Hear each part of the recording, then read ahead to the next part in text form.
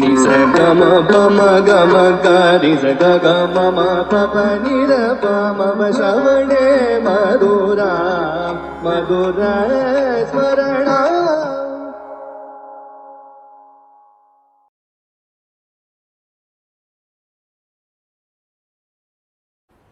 கடலூருக்கு போயிருந்தாரு குருநாதர்.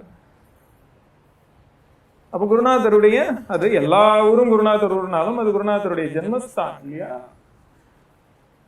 அந்த திருவைந்திபுரம் இருக்கக்கூடிய பெருமாள் மேல குருநாதர் தேவநாத பெருமாள், அவர் மேல அழகான ஒரு பாட்டு, தர்ஷனம் தேகி தேவநாதான். அந்த பாட்டோட முத்திரையே அப்படிதான் வரும்.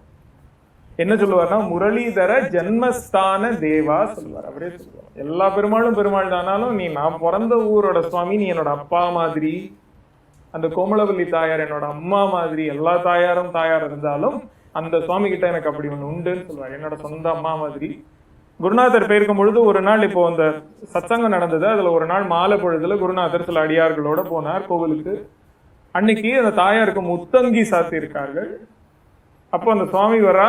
அப்போ குருநாதரும் போய் அப்படியே அதை பார்த்து கத்கதமாறார். பக்கத்துல இருக்கக்கூடிய அந்த அடியார்கள்ட்ட எல்லாம் பாகவதர்கள்ட்ட சொல்றார் குருநாதர், இது என்னுடைய அம்மா, என்னோட ஊர், எங்க சுவாமி, என்னோட அம்மா இன்னைக்கு புதுசா முத்தங்கி சாத்தின்னு இருக்கா, நான் அவரோட குழந்தையோனும், அதனால என்கிட்ட காமிக்கணும்னு அவளுக்கு ஆசை, அதனாலதான் காத்துட்டு இருந்து என்கிட்ட காமிக்கிறான்.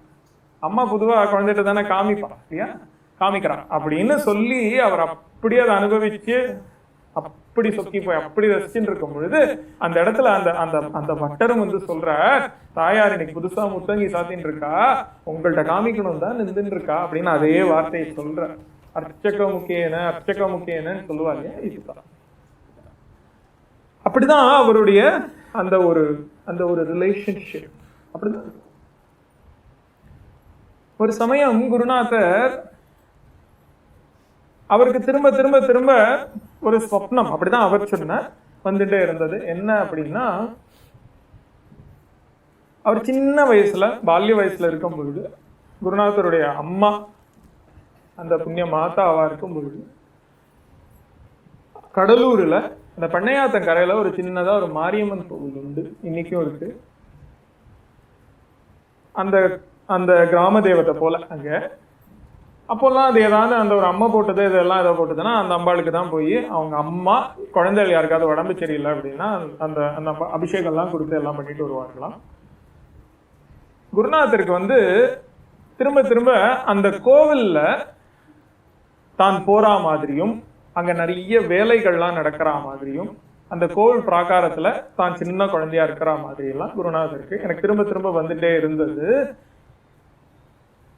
எங்க அம்மா இப்படிதான் பண்ணுவா, நான் சின்ன குழந்தையா இருக்கும்போது இதெல்லாம் பண்ணுவா அப்படின்லாம் சொல்லிட்டு அங்க ஏதான திருப்பணி நடக்கிறதா ஏதான கேள் அப்படி சொல்லும் பொழுது கேட்டா அங்க கும்பாபிஷேகத்துக்கு ஒர்க்கெல்லாம் நடந்துன்றது. அததான் இப்போ குருநாதர் ரொம்ப சந்தோஷப்பட்டா, அவன் எனக்கு காமிச்சு கொடுக்கறா, சொல்றா நடக்கிறதுன்னு சொல்றாங்க. அதுக்கப்புறம் அடுத்த முறை குருநாதர் போகும் பொழுது நேரா போய் அங்க அந்த அந்த கைங்கரியத்துக்கு நாமும் ஏதான ஒண்ணு அந்த இடத்துல ஒரு பங்கு கொள்ளணும் அப்படின்னு சொல்லிட்டு பண்ணினார். எதுக்கு சொல்றேன்னா, அந்த ஒவ்வொரு சுவாமி எல்லாமே அவர்கிட்ட பேசும் அப்படின்னா, ஏன்னா அவரும் அதோட பேசுறார், அதோட வாழறார்.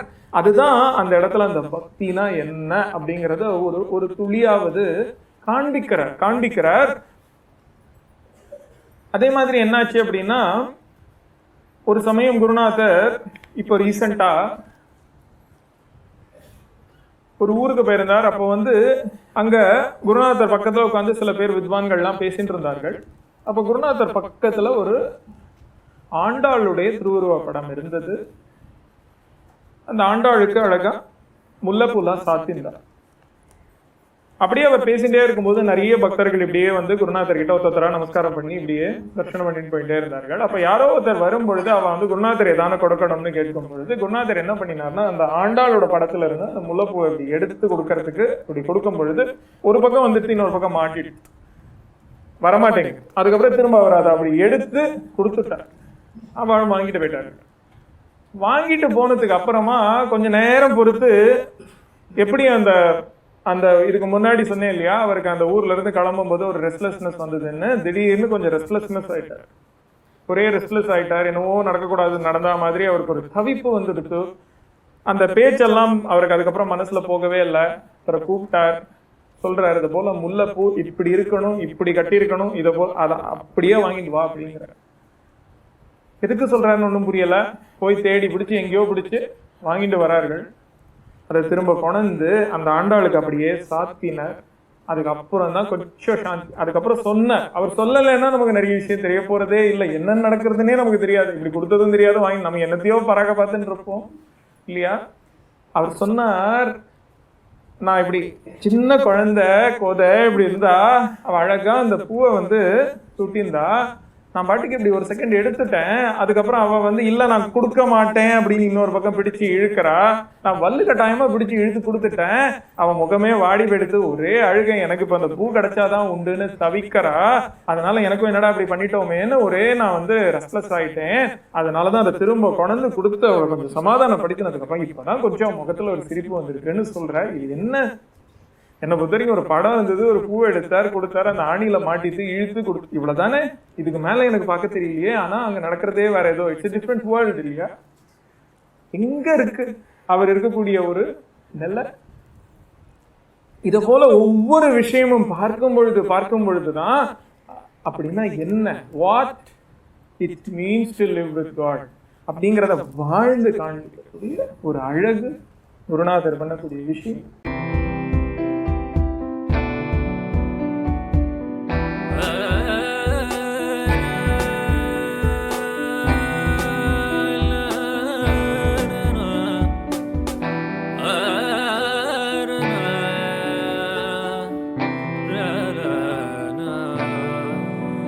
Hare Ram